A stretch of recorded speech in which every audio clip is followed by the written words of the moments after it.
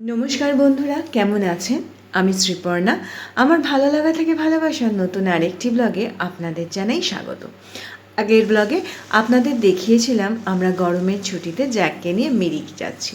তো আমরা শ্রীরামপুর থেকে মালদা থেকে পরের দিন ওভারনাইট জার্নি করে আমরা এসে পৌঁছালাম মিরিকে। এসে আমাদের গরম বেশি, এত গরম সহ্য করে করে এই ঠান্ডাটা যেন কিছুই নয়।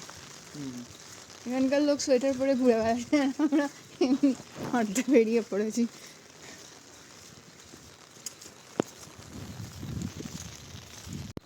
এই সেই শিব মন্দিরটা দেখো, কিচ্ছু দেখা যাচ্ছে না, পুরো একদম মানে, কিন্তু সিন মানে দারুণ লাগছে। সেই যেমন সিনারি ড্রয়িং করা হয় না, বাপরে বাপ। ডিসেম্বর মাসে কি কুয়াশা হয়, বৃষ্টি হয় না? এই সময় তোমার পাহাড়ে এই সময় তোমার বৃষ্টিতেই ফগটা বেশি হয় শীতের থেকে।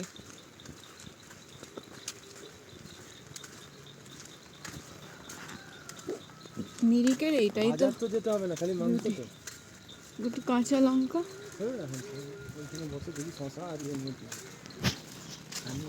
এই দেখো এই মন্দিরটা আমরা গেছিলাম না, ওই যে ওই মন্দিরটা সামনের গাছের, এটা আইল্যান্ডে, সেটার জন্য। দুদিনে সারা রাতের জার্নির পর আজকে মিরিক এসে পৌঁছানোর সঙ্গে সঙ্গেই বেরিয়ে পড়লাম বাজার করতে। এই হচ্ছে মিরিকের বাজার। এই যে বড় বড় লম্বা লম্বা শশার মতন, এগুলোকে ওরা ওখানকার ভাষায় বলে খাঁকড়া। এগুলো শশার মতন দেশি, ওখানকার দেশি শসা যাকে বলা হয়, কিন্তু মানে ঠিক শসা নয়, না হলেও ওটাকে শসার মতনই এটা খেতে হয়। তারপরে বাজার করে বেরিয়ে পড়লাম মোমো খাওয়ার জন্য। খিদেও পেয়েছে, এসে রান্না করে খেতে খেতে অনেক দেরি হবে, তাই চলে গেলাম বৌদির হোটেলে মোমো খেতে আর 5 লিটারের জলের জারিক্যান নিতে। বৌদির হোটেলের পাশেই একটা সুন্দর ভিউ পয়েন্ট দেখে দাঁড়িয়ে পড়লাম যতক্ষণ না মোমো তৈরি হচ্ছে। নিচে দেখুন খেলার মাঠ রয়েছে, এটা কিন্তু অনেকটাই নিচে। এই জায়গাটা আমি এই প্রথমবার এলাম। এতবার মিরিকে আসি তো, কিন্তু অনেক জায়গা আছে যেগুলো এখনও আমরা ঘুরি। মিরিকের ট্রাফিক পুলিশ এইভাবেই ছোট ছোট রাস্তার মধ্যে দিয়ে কি সুন্দরভাবে সিস্টেমেটিক্যালি গাড়িগুলো যাতায়াত করছে। এই বৌদির হোটেল 1975 সালে ওনারা এইখানে জমি কিনে হোটেল তৈরি করেন। তখন কিন্তু এই লেকের ধারে একটিও হোটেল ছিল না। তারপরেতে আস্তে আস্তে আমরা চলে এলাম আমাদের হোমস্টেতে। খাওয়া দাওয়া করে সন্ধেবেলায় বসলো গানের আসর।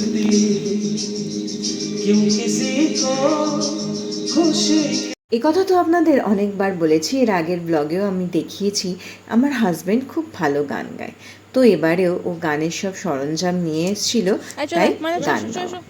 পরের দিন সকালবেলা জ্যাককে নিয়ে একটুখানি সামনেটা হাঁটি করতে বেরোলো।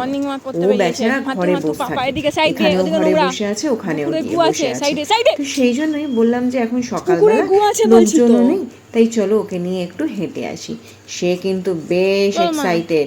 দূরে এখানে অনেক কুকুর আছে, তবে কুকুররা এখানকার লোকজনদের মতনই ভীষণই শান্ত, তেড়ে তেড়ে আসে না। কিন্তু এই যে মস্তান মশাই কাউকে একটা দূরে দেখেছে, ওই যে তাকে দৌড়েছে তার কাছে যাওয়ার জন্য। তাই ওর বাবা গার্ড দিয়ে দাঁড়িয়ে আছে। মানা যায় না, কোনো না মানা, আবার যায় না, ও পড়ে যাবি, ড্রেনে পড়ে যাবি, এদিকে যাস না, ড্রেনে পড়ে যাবি। চলো এখানে একটু হাঁটি করে নাও, হাঁটি। হ্যাঁ করছে না, ওই দেখ মানা, ওই যে ওখানে ও তোকে দেখছে।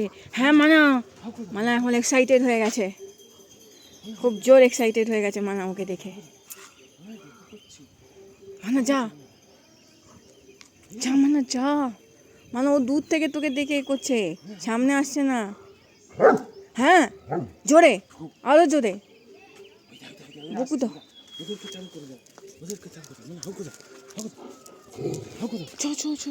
চলো ও এখন ওই দিকে ইন্টারেস্ট পেয়েছে, এখন মানুষের দিকে ইন্টারেস্ট নেই।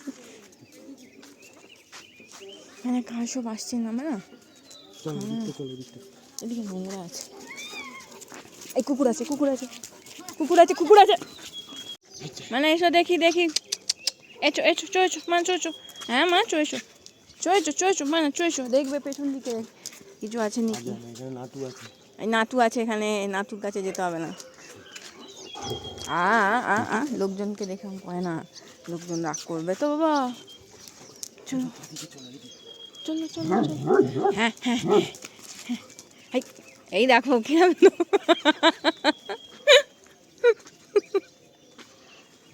করো মানে করো, ছুটি ছুটি করে নাও তো মামা, মামা ছুটি ছুটি করে নাও,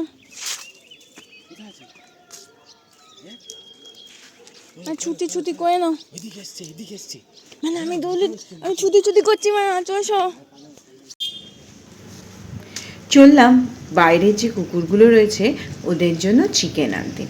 লেকটার এখন কি সুন্দর পরিষ্কার, তো আপনাদের একটু পরেই দেখাবো এর আবহাওয়া কিভাবে চেঞ্জ হয়। আজ শনিবার, মিরিকের এখন 10:30টার সময়। এই হচ্ছে মিরিকের ওয়েদার, আজ খুব সুন্দর রোদ্দুর উঠেছে।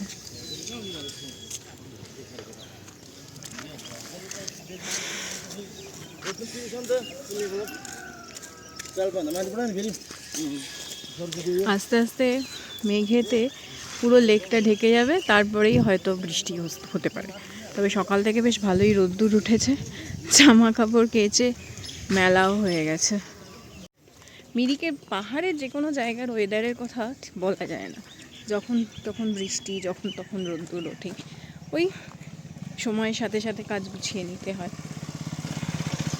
এখানে মিরিকের আমরা যে হোমস্টেটায় আছি তার বাইরেই কটা কুকুর আছে, তো ওই যাচ্ছি তাদের জন্য চিকেন কিনতে। এই দেখুন পুরো মেঘটা ঢেকে যাচ্ছে।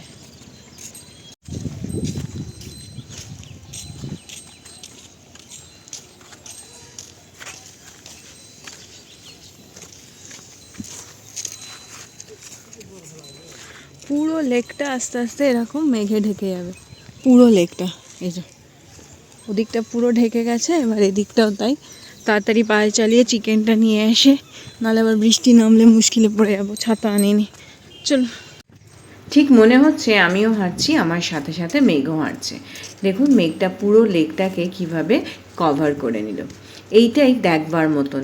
এই হচ্ছে মানে আর একটু বাদে হয়তো আবার মেঘটা সরে গিয়ে আবার পরিষ্কারভাবে লেকটা দেখা যাবে। এত সুন্দর পাহাড়ের এই দৃশ্য দেখতে দারুণ লাগে। হয়তো ভিডিওতে অত সুন্দরভাবে ক্যাপচার না করলেও চোখে না দেখলে বিশ্বাস করা যায় না এই সৌন্দর্য সত্যি দুর্দান্ত। চিকেন কিনে ফেরার সময় এই যে ডগিটা দেখছেন, এ খুব ঝগড়া করে। প্রথমবার আমরা যখন এই রাস্তা দিয়ে যেতাম না, আমাদের দেখলেই চেঁচামেচি করতো। তা এখন যাই হোক, আর এখন ও তো অনেকবার দেখেছে যে যাচ্ছি আসছি, তো আর কিছু বলে না। এদিকটায় মিরিক লেকের সামনেটাই রয়েছে বিশাল বড় পাইনের জঙ্গল, আর এই ওপরটায় উঠলে একটা বড় খেলার মাঠও কিন্তু রয়েছে। পুরো লেকটা মেঘে ঢেকে গেছে কুয়াশাতে, আর এই দেখুন পুরো আমাদের যে হোমস্টের সামনেটা পুরো একদম এরমভাবে ঢাকা। আর একটু বাদেই সরে যাবে মেঘ, আর পরিষ্কার আকাশ দেখা যাবে। তবে হ্যাঁ, বেশ ভালোই ঠান্ডা লাগছে। তবে কলকাতার এত অসহ্য গরম সহ্য করে এখানে এসে এই ঠান্ডাটা কিন্তু আমাদের কিছুই লাগছে না। এখানকার লোকজন কিন্তু সোয়েটার পরে আছে সব কিছু, কিন্তু আমাদের যেন কিছুই লাগছে না। আমরা নর্মাল যেরকম জামা কাপড় পরি সেরমই পরে আছি। এই ডগিটার নাম হচ্ছে, আমি দিয়েছি কুটুম্বাকুম। এ আমাদের এখানে খাওয়া দাওয়া করে। মিরিকের লেকের ধারে সেই মেলাটা, যেটা আমি আগের বছরও দেখিয়েছিলাম, এই সময় এই হ্যান্ডিক্রাফটের মেলা বসে। আর ঠিক তার উল্টো দিকে চলছে লাইভ কনসার্ট কোনো হোটেলেতে। আর কি, এইখানে তাহলে আসি। ভালো থাকবেন, সুস্থ থাকবেন, আর ব্লগটা ভালো লাগলে একটা লাইক, শেয়ার, কমেন্ট করতে কিন্তু ভুলবেন না। আপনারা আমার পাশে থাকুন। নমস্কার।